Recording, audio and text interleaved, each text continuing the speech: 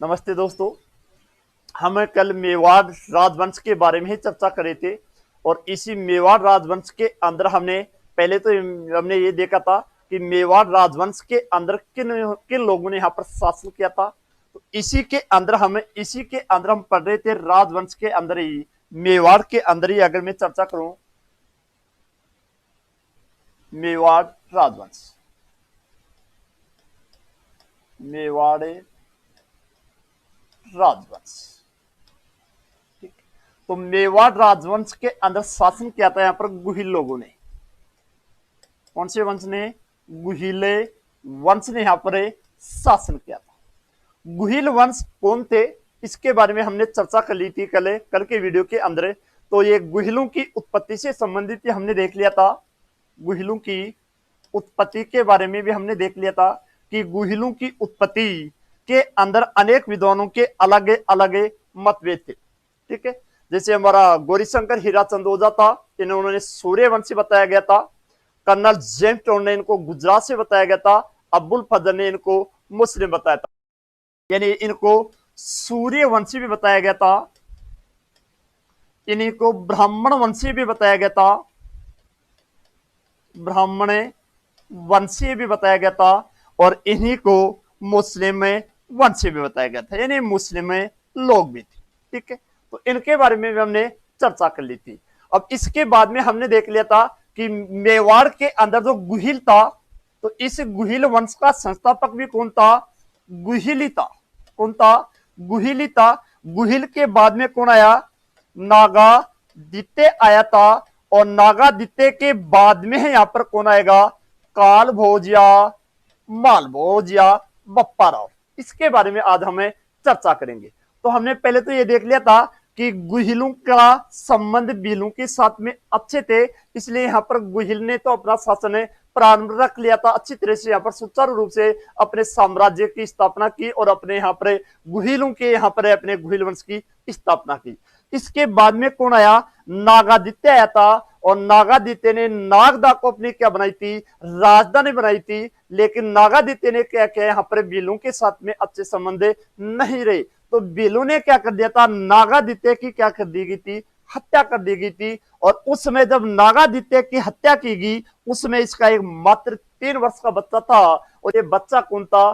काल भोजिया बप्पा रावल। तो आज हम चर्चा करेंगे काल भोजिया बप्पा रावल के बारे में।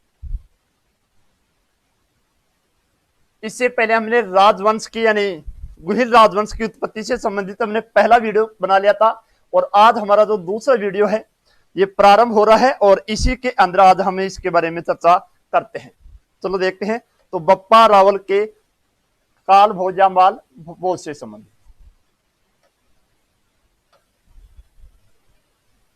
काल भोजिया माल।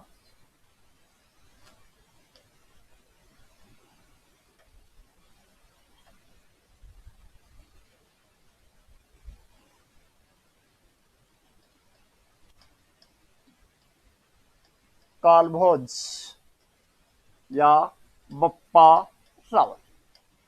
बप्पा रावल क्लियर है? तो काल भोज या बप्पा रावल से संबंधित हम यहां पर देख रहे हैं। इसी काल भोज या बप्पा रावल को ही माल भोज के नाम से जाना जाता था। किस नाम से? माल भोज के नाम से भी जाना जाता था। ठीक है, तो अब देखते हैं, जैसे यहां पर नागादित्य की हत्या की जाती है, उसमें एक छोटा सा 3 वर्ष का बच्चा है, और ये कौन था? कालभोज था। अब ये कालभोज कहां पर चला जाता है? हारित ऋषि के पास में। हारित ऋषि के पास में चला जाता है। हारित ऋषि के आशीर्वाद से इसने 734 ईस्वी के अंदर मौर्य राजा मान को हराया था। मान को हराया। ठीक है, उसमें चित्तौड़ के अंदर मौर्य वंश था, और मौर्य वंश का भी राजा कौन था? मान मौर्य था। इस मान मौर्य को पराजित कर देता है कौन है? बप्पा रावल या कालभोज। ठीक है, तो इस बप्पा रावल के द्वारा किसके आशीर्वाद से पराजित कर देता है? हारित ऋषि से प्रेरित यानी हरित ऋषि से आशीर्वाद देता है, क्योंकि ये हरित ऋषि की गायें चराया करता था। कौन है? कालभोज।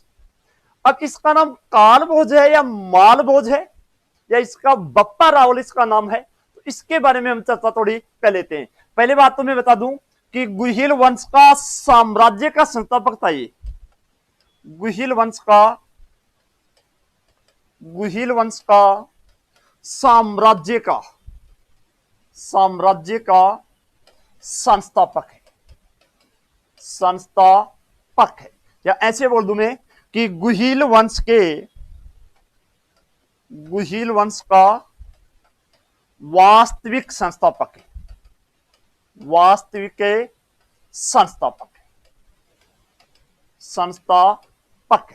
हमसे क्वेश्चन आता है कि गुहिल वंश का संस्थापक कौन है, तो गुहिली था।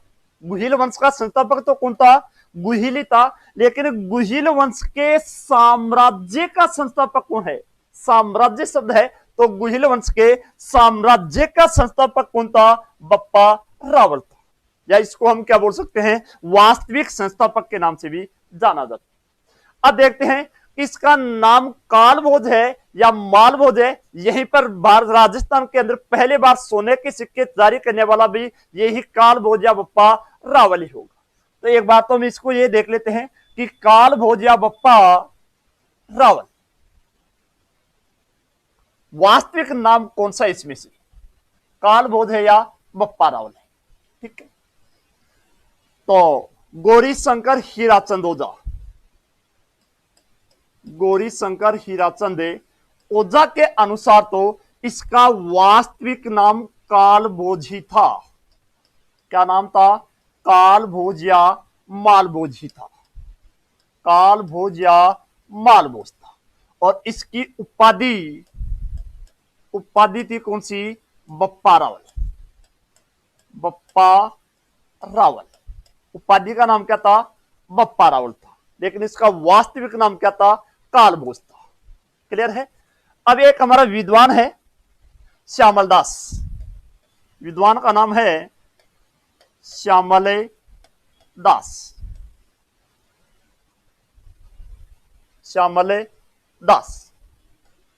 और श्यामल दास ने एक पुस्तक की रचना की थी, वीर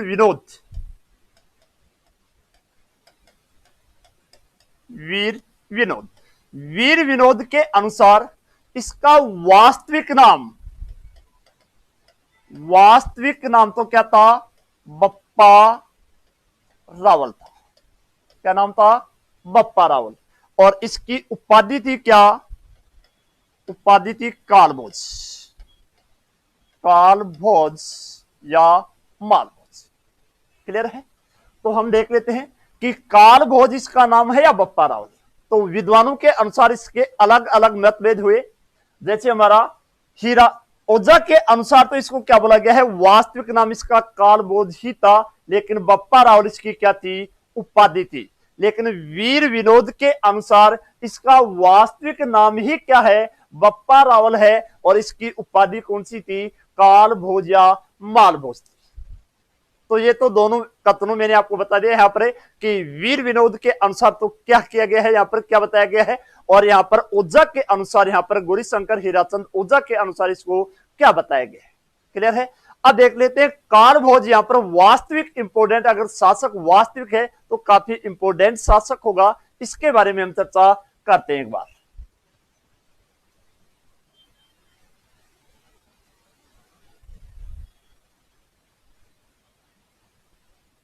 एक तो पाकिस्तान के अंदर इसी के नाम पर एक शहर बसा हुआ है, रावलपिंडी। कौन सा शहर है? रावलपिंडी।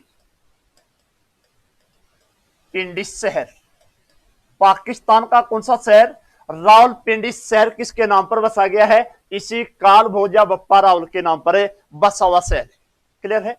कालभोज या बप्पा रावल ने ही पहली बार राजस्थान के अंदर बोलू में, या क्या बोल सकता हूं मैं, मेवाड़ के अंदर सोने के सिक्के जारी की थी। सोने के सिक्के। तो सोने के सिक्के जारी करने वाला पहला अगर कोई शासक है तो सोने के सिक्के जारी करने वाला कौन था?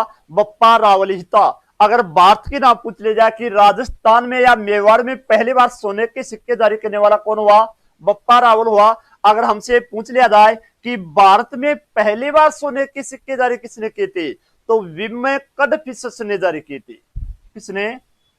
विमय कडफिसस, विमय कडफिसस ने जारी किए थे। और ये कुषाण वंश का राजा हुआ करता था। विमय कडफिसस से कुषाण वंश का राजा हुआ करता था, जिसने पहली बार भारत के अंदर सोने के सिक्के जारी किए थे। लेकिन अगर व्यवस्थित रूप से पूछ लिया जाए कि भारत में सोने के सिक्के लगातार रूप से या व्यवस्थित रूप से किसने जारी किए थे, तो चंद्रगुप्त प्रथम ने जारी किए थे। जो गुप्त वंश का राजा हुआ करता था, चंद्रगुप्त प्रथम, उसने यहां पर व्यवस्थित रूप से सोने के सिक्के जारी किए थे। अगर राजस्थान में सोने के सिक्के पूछ लिया जाएगा तो कौन आ जाएगा? बप्पा रावल आ जाएगा। भारत में अगर पूछ लिया जाए तो विमय कडफिसस आ जाएगा। और अगर हमसे ऐसे पूछ लिया जाए कि व्यवस्थित रूप से किसने जारी किए थे, तो व्यवस्थित रूप से जारी करने वाला कौन था? चंद्रगुप्त प्रथम था, गुप्त वंश का शासक हुआ करता था। तो सोने किसने सिक्के जारी किए थे? मेवाड़ के अंदर या राजस्थान के अंदर पहला शासक है जिसने सोने के सिक्के जारी किए। अब इन सोने के सिक्कों के अंदर भी कुछ चित्र हुआ करते थे, और ये हमारे सोने के सिक्के हमारे अजमेर से भी प्राप्त हुए हैं। कहां से प्राप्त हुए थे? अजमेर से भी प्राप्त हुए थे। और इन सोने के सिक्कों के ऊपर कामधेनु का चित्र हुआ करता था। कामधेनु यानी गाय का चित्र हुआ करता था। इन सोने के सिक्कों के अंदर सूर्य का चित्र भी हुआ करता था। सूर्य का चित्र हुआ करता था। सूर्य को दंडवत करते हुए यहां पर दिखाया गया था। सूर्य को दंडवत या नमस्कार बोल सकते हैं, करते हुए दर्शाया गया है। करते हुए दर्शाया गया था। ठीक है, तो सूर्य का चित्र भी है, कामधेनु का भी चित्र है, और सूर्य को दंडवत करते हुए यहां पर दर्शाया गया था। और इसके अंदर शिवलिंग का भी यहां पर उल्लेख किया गया था। शिवलिंग, शिवलिंग का भी यहां पर चित्रित किया गया है। तो इन सोने के सिक्कों के ऊपर कौन कौन से चित्र थे? कामधेनु का चित्र है, सूर्य का चित्र है, सूर्य को दंडवत करते हुए यहां पर दर्शाया गया है, और एक शिवलिंग का भी यहां पर चित्र दर्शाया गया था। ठीक है, और ये शिवलिंग को अपने आप को क्या बोलता था? यहां पर एक लिंग जी महाराज, एक लिंग जी महाराज कहते थे। शिवलिंग को ये क्या मानता था? अपने आप को एक लिंग जी महाराज कहते था। और एक लिंग जी महाराज से ही ये अपने आप को स्वयं को शासक नहीं मानता था, ये अपने को उस एक लिंग जी महाराज का ही दास मानता था, दीवान मानता था। क्या मानता था? दीवान मानता था। राजा किसको मानता था? एक लिंग जी महाराज को मानता था। और यहां पर इसका अपने को, अपने यानी राजा को, ये अपने आप को क्या मानता था? इसका दास मानता था। अब अगर क्वेश्चन आ जाए कि एकलिंग जी महाराज का मंदिर कहां पर बनाया हुआ है, तो कैलाशपुरी उदयपुर के अंदर है। कहां पर है? कैलाशपुरी उदयपुर के अंदर एकलिंग जी महाराज का क्या बना हुआ है? यहां पर मंदिर बनाया गया है कैलाशपुरी में। कैलाशपुरी उदयपुर के अंदर कहां पर पड़ता है? ये उदयपुर। ठीक है, तो कैलाशपुरी उदयपुर के अंदर एकलिंग जी महाराज का मंदिर बनाया था। और ये मंदिर भी किसने बनाया था? इसी कालभोज बप्पा रावल के द्वारा बनाया गया था। ये अपने आप को क्या माना था? एकलिंग जी का दास मानता था। और ये कोई भी कार्य करने से पहले एकलिंग जी महाराज के पास में जाया करता था, इसके मंदिर में जाया करता था, और उससे आज्ञा लिया करता था। और इसी आज्ञा लेने को कहा जाता था आस्का लेना। क्या कहा जाता था? आस्का लेना। ठीक है, ये भी कई बार क्वेश्चन आया हुआ है। एक बार क्वेश्चन कि एकलिंग जी महाराज से जो भी यहाँ पर राजा उससे आज्ञा लिया करते थे, उस आज्ञा को किस नाम से जाना जाता था? तो आस्का लेना, इससे आज्ञा को हमें कहा जाता था। क्लियर है? अब देखते हैं कुछ किंवदंती भी यहाँ पर हुआ करती है, कुछ यहाँ पर कहावतें भी हैं कि बप्पा रावल या कालभोज का इतना बड़ा शरीर हुआ करता था कि 16 हाथ का दुपट्टा रहा करता था। एक क्वेश्चन आता तो नहीं है, लेकिन आपकी जानकारी के लिए मैं बता दूं कि 16 हाथ का दुपट्टा 16 हाथ का दुपट्टा,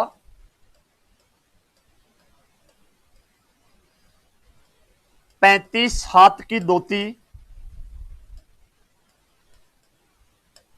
धोती पहना करता था, और 32 मण का खड़ग, 32 मण का खड़ग,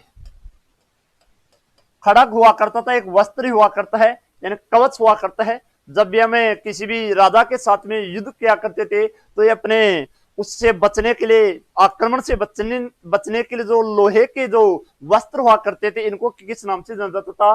खड़ग के नाम से जाना जाता था। और ये कितने मण के होते थे? 32 मण के हुआ करते थे। 16 हाथ का दुपट्टा पहनता था, 32 हाथ की धोती पहनता था, और 32 मन का क्या रखता था? खड़ग रखता था। और एक साथ ऐसे बता देते थे कि दो भैंसों का, एक साथ दो भैंसों का ये मांस भी खाया जाता था, खा सकता था। अगर हम देखें कि अगर एक मन में, एक मन में कितने किलो होते हैं? 40 केजी। ठीक है, तो 32 मन में कितने हो गए? 32 मन में कितने हो गए? लगभग 1280 केजी, लगभग मान 13 क्विंटल। अगर क्विंटल की बात होगी तो कितने क्विंटल हो गए? 13 क्विंटल। तो इसके क्या हुआ करते थे? वस्त्र हुआ करते थे। किसके? काल भोजिया बप्पा रावल के। क्लियर है? तो काल भोजिया बप्पा रावल एक तो मेवाड़ साम्राज्य का संस्थापक हुआ। मेवाड़ या राजस्थान के अंदर पहली बार सोने के सिक्के जारी करने वाला यही व्यक्ति हुआ करता था। तीसरी बात है, रावलपिंडी शहर पाकिस्तान के अंदर इसी के नाम पर बसा हुआ शहर है। ठीक है, और तीसरी बात है, इसके जो सोने के सिक्के थे, ये सोने के सिक्के भी हमें कहां से प्राप्त हुए थे? तो अजमेर से भी ये सोने के सिक्के हमें प्राप्त हुए हैं। तीसरी बात अगर हमसे पूछ लिया जाए कि 32 हाथ का 16 हाथ का दुपट्टा और 35 हाथ की धोती, ये कौन है? और एक साथ यानी 32 मण का खड़गे पहने वाला भी व्यक्ति है, तो ये कौन था? काल भोजिया बप्पा रावल था। क्लियर है? अब इसके बाद में देखते हैं, काल भोजिया बप्पा रावल के बाद में जो अगला शासक है, वो अगला शासक कौन बनता है? तो वो था अल्हड़। कौन था? अल्हड़। इसके बाद में अगला शासक आता है।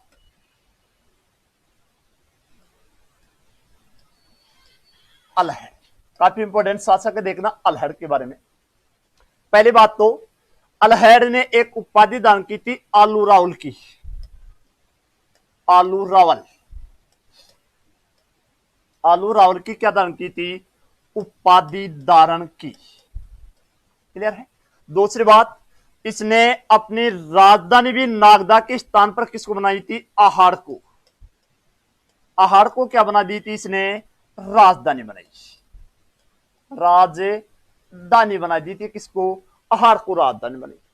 तीसरी बात है, इसने हुण राजकुमारी, एक हुण राजकुमारी थी हरिया देवी, हरिया देवी, हुण राजकुमारी हरिया देवी के साथ में इसने क्या किया था? विवाह किया था। क्या किया था?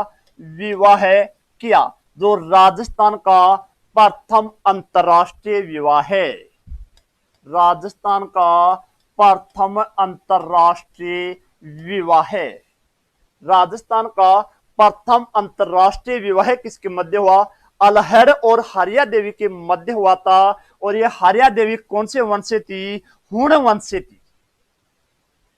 अगर हमसे पूछ लिया जाए कि भारत का प्रथम अंतरराष्ट्रीय विवाह किसके मध्य हुआ, तो भारत का प्रथम अंतरराष्ट्रीय विवाह हुआ था हेलना व चंद्रगुप्त मौर्य के मध्य।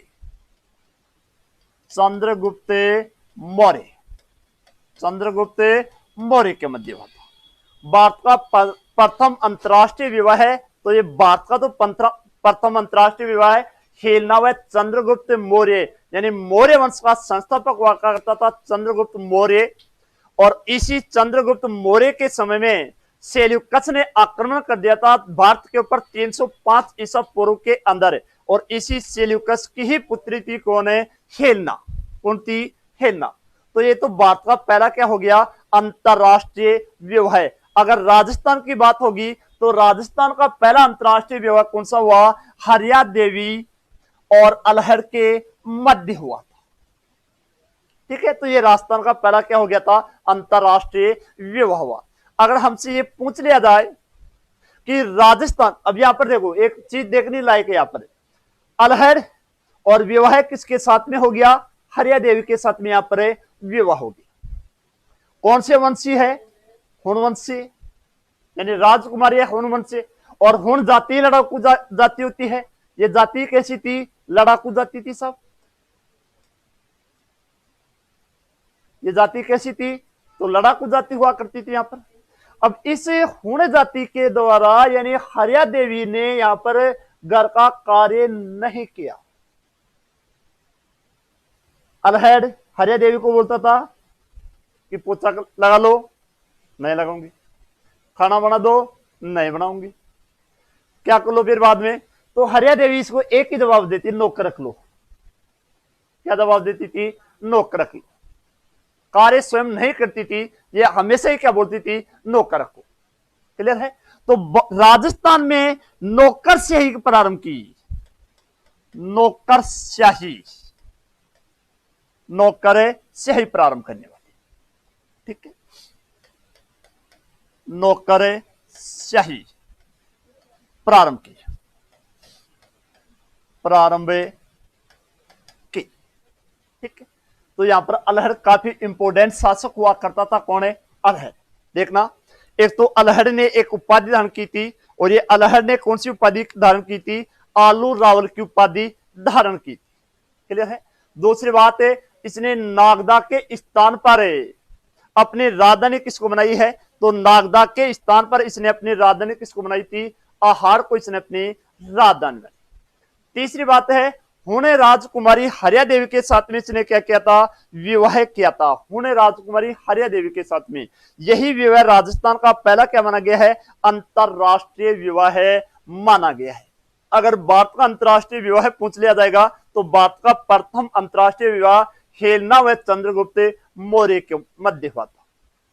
राजस्थान में पहली बार नौकरशाही का प्रारंभ करने वाला भी है, तो वो राजस्थान में नौकरशाही का प्रारंभ करने वाला भी कौन था, अल्हड़ के द्वारा यहाँ पर नौकरशाही का प्रारंभ किया गया था। यहाँ पर क्लियर है।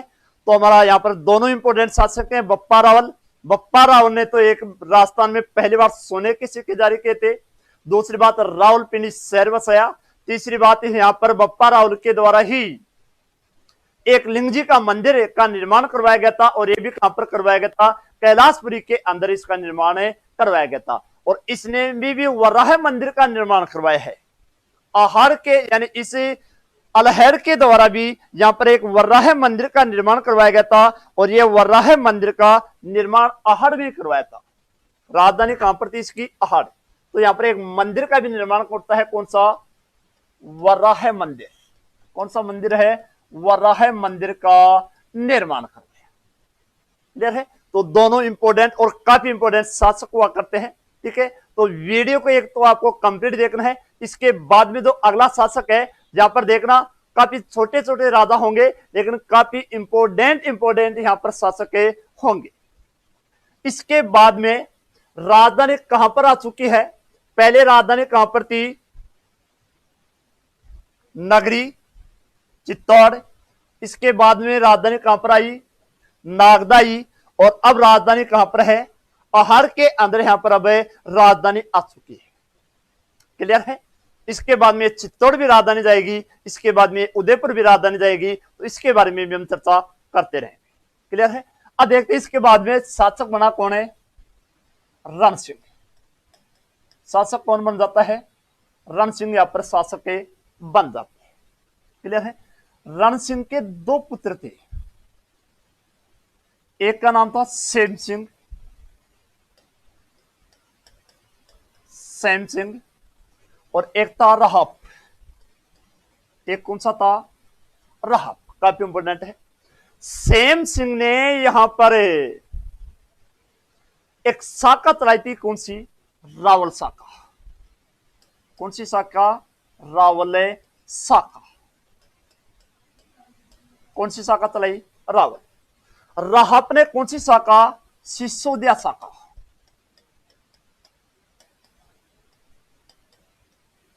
कौन सी शाखा? सिसोदिया शाखा, या इसी को बोलते हैं राणा शाखा। कौन सी शाखा? राणा शाखा। क्लियर है? तो हमीर जो सिसोदिया आगा वहां पर इस रावल शाखा को तो हम बाद में पढ़ेंगे, क्योंकि यहां पर सिसोदिया शाखा जो प्रारंभ, यानी सिसोदिया शाखा प्रारंभ तो राहप ने चालू कर दी थी, लेकिन यहां पर साम्राज्य का विस्तार कौन करेगा? हमीर सिसोदिया करेगा, जो 1326 के पास में, यानी 1326 के बाद में यहां पर राहप शाखा, यानी यहां पर सिसोदिया शाखा ही यहां पर साम्राज्य स्थापित करेगी, लेकिन 1326 के बाद में करेगी, यानी 1303 से पहले, क्योंकि 1303 के अंदर जो अलाउद्दीन खिलजी का आक्रमण हुआ था चित्तौड़ के ऊपर रतन सिंह के समय में, यहां पर उस समय कौन सी शाखा थी? रावल शाखा ही थी। तो यहां पर अब शासन कौन सी शाखा करी है? रावल शाखा के द्वारा यहां पर शासन किया जा रहा है। क्लियर है? अब इस रावल सेम सिंह के भी दो पुत्र थे। सेम सिंह के भी पुत्र कितने थे? दो पुत्र थे। किसके? सेम सिंह के भी यहां पर दो पुत्र हुआ करते थे। अब सेम सिंह के पुत्र कौन से हैं? सामंत सिंह,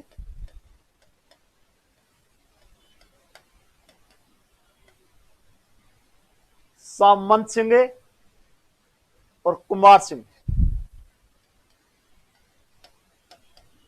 कुमार सिंह कौन से हैं? सामंत सिंह और कुमार सिंह। क्लियर है? तो बड़ा पुत्र कौन था? सामंत सिंह था। छोटा पुत्र कौन है? कुमार सिंह। ठीक है। अब यहां पर होता क्या है, इस सामंत सिंह का विवाह हुआ था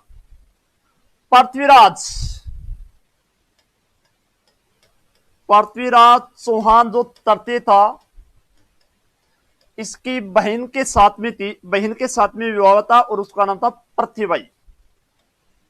पृथ्वीबाई किसके साथ में हुआ? पृथ्वीबाई के साथ में इसका विवाह हुआ था। यानी पृथ्वीराज चौहान तरते था, पृथ्वीराज जो चौहान तरते था, जिसने त्रायन का प्रथम युद्ध और त्रायन का दूसरा युद्ध जो मोहम्मद गोरी के साथ में लड़ा गया था, वही पृथ्वीराज चौहान है। ठीक है। और इसी की बहन थी कौन है? पृथ्वीबाई। और इस पृथ्वीबाई का विवाह किसके साथ में होता है? सामंत सिंह के साथ में होता है।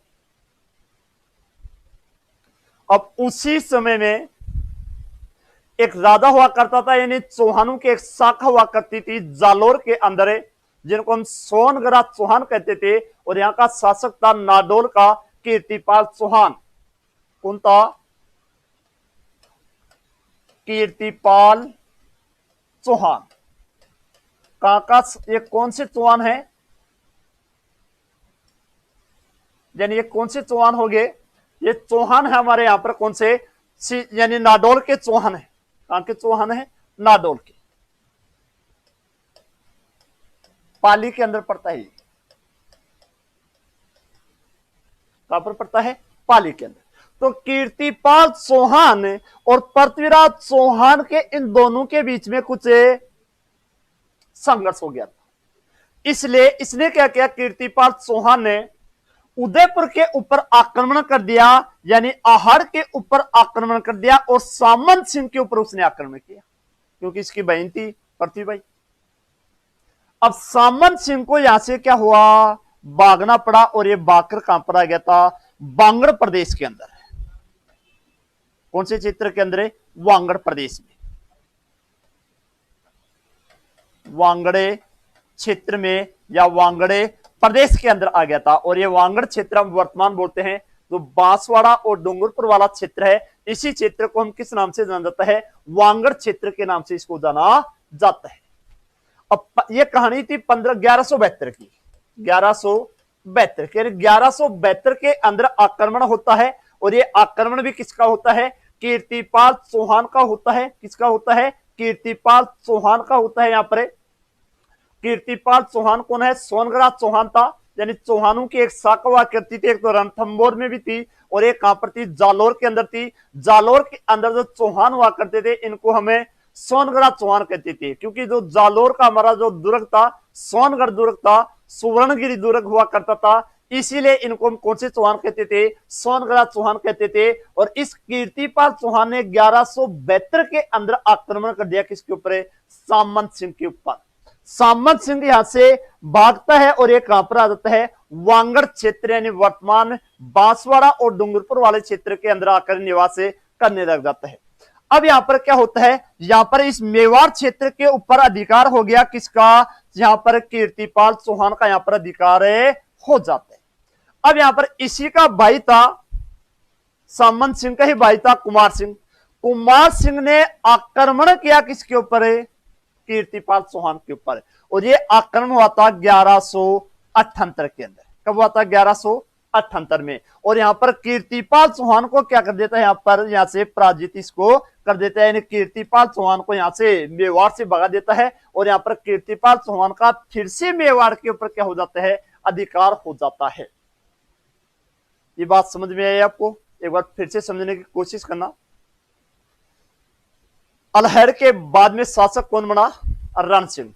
रण सिंह के पुत्र कितने हैं, दो हैं। एक पुत्र का नाम क्या है, सेम सिंह, जिसने कौन सी शाखा चलाई, रावल शाखा चलाई। कौन सी शाखा, रावल शाखा। और यहां पर शासन भी कौन सी शाखा करेगी, रावल शाखा ही यहां पर शासन करेगी।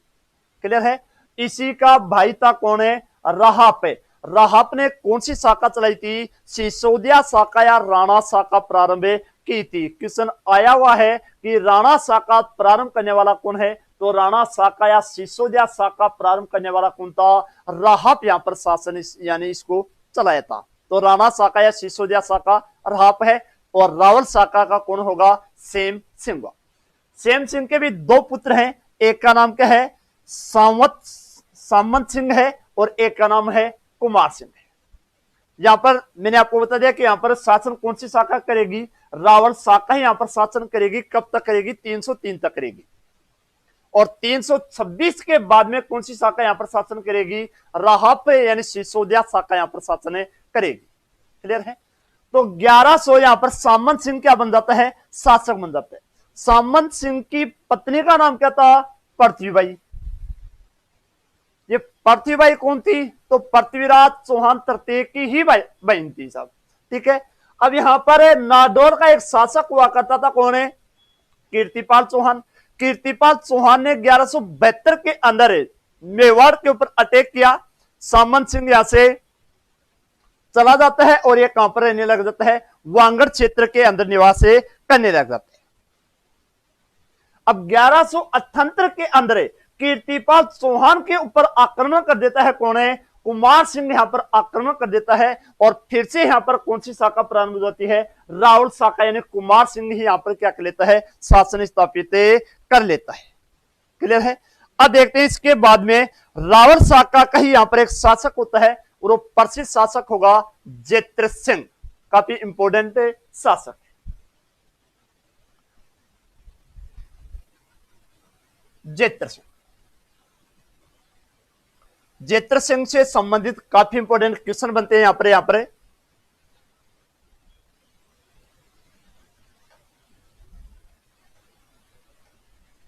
जेत्र सिंह। जेत्र सिंह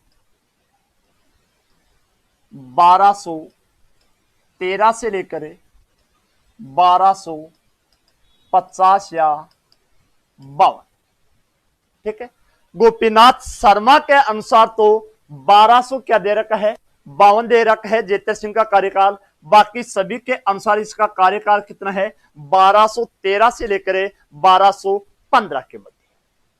क्लियर है। अब देखते हैं जेत्र सिंह के समय में यहां पर क्या क्या घटना घटित होती है। जो घटना यहां पर घटित होंगी काफी इंपोर्टेंट ही यहां पर घटनाएं घटित हो रही है, क्योंकि यहां पर एक युद्ध प्रारंभ हो चुका था। नाडौल व उदयपुर के मध्य संघर्ष प्रारंभ हो चुका था, क्योंकि सामंत सिंह के ऊपर कीर्तिपाल चौहान ने आक्रमण किया। कुमार सिंह ने कीर्तिपाल चौहान को फिर से यहां से भगा दिया। तो एक बार के लिए यहां पर संघर्ष प्रारंभ हो जाता है, किसके मध्य, मेवाड़ और नाडौल के मध्य संघर्ष प्रारंभ हो जाता है। उसी समय नाडौल का एक शासक हुआ करता था उदय सिंह चौहान। उदय सिंह चौहान नाडोल का शासक है साहब ये, ठीक है ना। उदय सिंह चौहान ने आक्रमण कर दिया किसके ऊपर, जेत्र सिंह के ऊपर।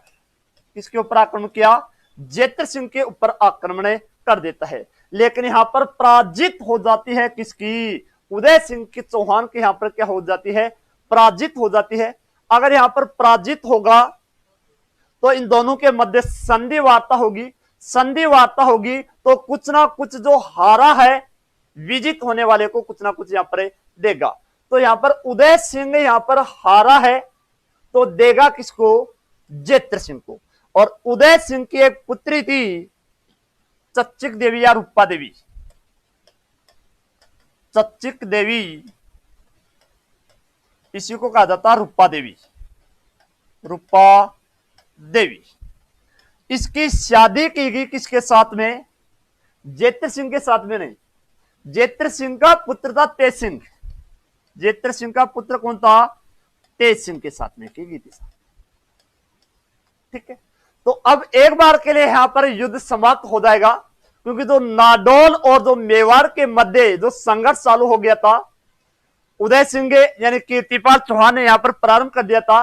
तो उदय सिंह ने यहां पर वैवाहिक संबंध बना लेता है और इसके बाद में एक बार के लिए इन्हें कीर्तिपाल चौहान यानी नाडोल के चौहान और हमारे जो मेवाड़ के चौहान, मेवाड़ के अंदर जो राहत शाखा यहाँ पे गुहिल शाखा प्रारंभ चल रही थी, इन दोनों के मध्य एक बार के लिए संघर्ष समाप्त हो जाएगा। लेकिन अभी तक जेत्र सिंह ने और क्या कार्य किया, तो एक तो ये उदय नाडोल के चौहानों को पराजित कर लेता है, उनके साथ में वैवाहिक संबंध बना लेता है। तो नाडोल के साथ में अब इसका कोई युद्ध नहीं होगा।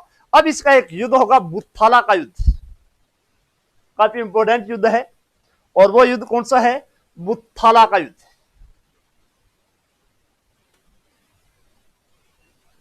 बुत्थाला का युद्ध,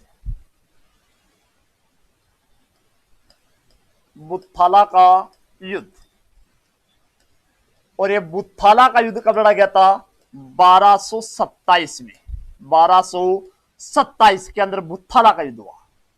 तो ये बुत्थाला का युद्ध किस किस के मध्य हुआ था, तो ये बुत्थाला का युद्ध हुआ था, एक तरफ हमारे ये हो जाते हैं राजस्थान के शासक, और एक तरफ में थोड़ी सी चर्चा कर लेता हूं किसके साथ में, दिल्ली के शासकों के साथ में। उस समय दिल्ली के अंदर गुलाम वंश चल रहा था, और गुलाम वंश के अंदर भी कुतुबुद्दीन ऐबक गुलाम वंश का संस्थापक था। कुतुबुद्दीन ऐबक के बाद में यहां पर आ गया था इल्तुतमिश। कौन आ गया था, इल्तुतमिश। रजिया सुल्तान का पिता था। रजिया सुल्तान भारत की पहली सुल्तान महिला थी, यानी पहली महिला अगर सुल्तान होगी तो कौन थी, रजिया सुल्तान ही हुआ करती थी। तो इल्तुतमिश और जेत्र सिंह के मध्य एक युद्ध होता है, और ये युद्ध कब होता है, 1227 के अंदर युद्ध होता है। और इस युद्ध के अंदर विजयी कौन होता है, जेत्र सिंह विजयी होता है। और इसी युद्ध को हम किस नाम से जाना जाता है, बुत्थाला का युद्ध के नाम से इसको जाना जाता है। अगर आपसे पूछ लिया जाए कि बुत्थाला का युद्ध कब हुआ था, तो बुत्थाला का युद्ध 1227 के अंदर बुत्थाला का युद्ध हुआ। इसके बाद में इल्तुतमिश के बाद में यानी रजिया सुल्तान के बीच में भी एक शासक और आ जाता है, नासिरुद्दीन मोहम्मद। नासिरुद्दीन मोहम्मद, इसको भी ये पराजित कर देता है साहब। जेत्र सिंह ने इल्तुतमिश को भी हराया, नासिरुद्दीन को भी हराया, ठीक है। तो ये दिल्ली के शासकों को ये पराजित कर रहा है साहब। कौन है, जेत्र सिंह। तो कोई ना कोई बड़ा शासक हुआ होगा जेत्र सिंह। तो जेत्र सिंह से संबंधित काफी इंपोर्टेंट शासक बनते हैं, कुछ कथन बनते हैं साहब यहां पर, जैसे मेवाड़ का उद्धारक शासक के नाम से, या मेवाड़ की नव शक्ति के नाम से, या मध्यकालीन मेवाड़ का स्वर्णकाल के शासक के काल को कहा जाता है। तो ऐसे काफी इंपोर्टेंट क्वेश्चन बनते हैं, और वो जेत्र सिंह से संबंधित ही क्वेश्चन बनते हैं। क्लियर है। तो अब देखते हैं जेत्र सिंह। जेत्र सिंह ने एक तो अपनी राजधानी आहड़ के स्थान पर राजधानी किसको बनाती है, चित्तौड़ को। तो अब राजधानी कहां पर आ चुकी है, चित्तौड़ यहां पर अपनी राजधानी आ चुकी है। तो जेत्र सिंह ने आहार के स्थान पर राजधानी किसको बनाई? चित्तौड़ को अपनी राजधानी बना ली। क्लियर है? अब देखते हैं जेत्र सिंह से संबंधित हीराचंद ओझा का कथन क्या है, कर्नल जेम्स टोड का कथन क्या बोला गया है। तो इन कथनों के बारे में हम चर्चा कर लेते हैं। किससे संबंधित है? जेत्र सिंह से संबंधित। जेत्र सिंह ने एक तो युद्ध लड़ा है, कौन सा? बुत्थाला का युद्ध। बुत्थाला का युद्ध कब हुआ? 1227 में। किसको हराया? इल्तुतमिश को इसने पराजित कर दिया था। क्लियर है? अब देखते हैं इसके कथन।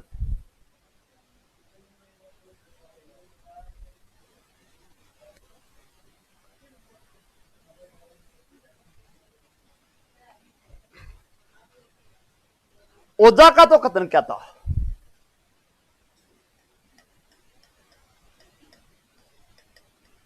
ओझा का कथन, तो ओझा का कथन था दिल्ली सल्तनत काल में या दिल्ली के गुलाम सुल्तानों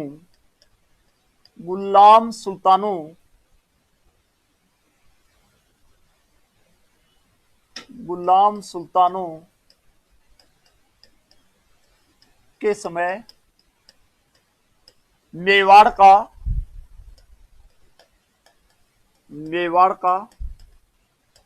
प्रतिभाशाली व प्रतापी शासक जेत्र सिंह था, जिसकी प्रशंसा उसके विरोधी करते थे। उसके विरोधी भी करते थे।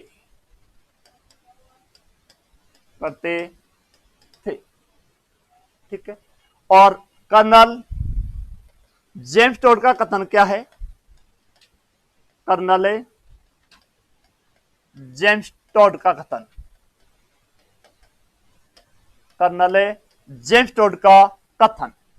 तो कर्नल जेम्स टोड ने इसे मध्यकालीन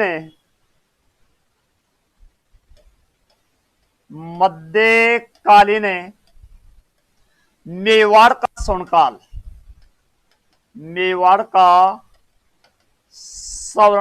बोला है। मध्यकालीन मेवाड़ का स्वर्णकाल, वह मेवाड़ की नवशक्ति